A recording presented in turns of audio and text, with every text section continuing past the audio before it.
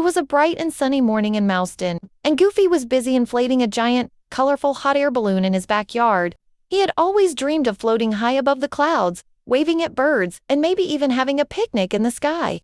His best pals, Mickey Mouse and Donald Duck, watched curiously as Goofy struggled with the ropes and the giant balloon. "Gorsh fayas, ein Titia beauty," Goofy said, stepping back to admire the balloon, which was decorated with stars, stripes, and a big smiley face. Mickey chuckled. "It sure is, Goofy. But are you sure you know how to fly it?"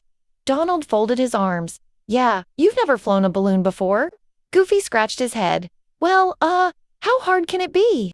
he said with a goofy grin. Before anyone could say another word, a sudden gust of wind whooshed through the yard, lifting the balloon into the air with Goofy still holding onto the ropes. "Wahoo, I'm flying, fellas," Goofy hollered as he soared into the sky. As the balloon drifted higher and higher, Goofy tried to steer, but the wind had other plans. It carried him over forests, rivers, and even a busy carnival.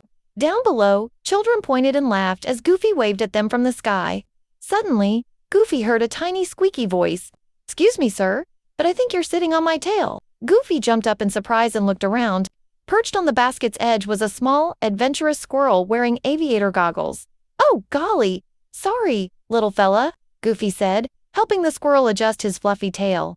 "The name's Nutty, and you, my friend, are in quite a pickle," the squirrel said, adjusting his goggles. "This wind is taking us straight toward the Misty Mountains."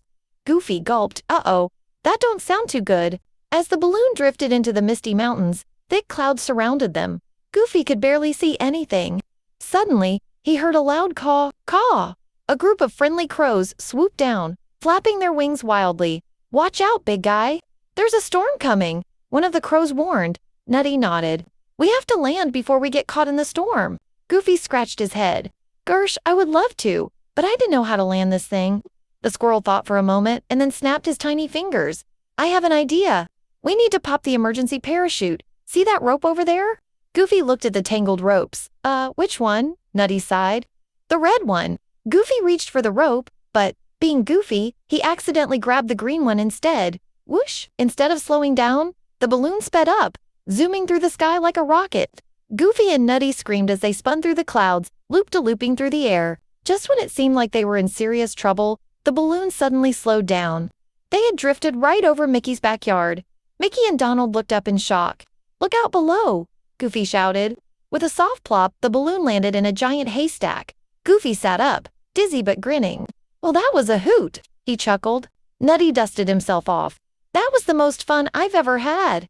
Mickey and Donald ran over. "Goofy, are you okay?" Mickey asked. Goofy gave them a thumbs up.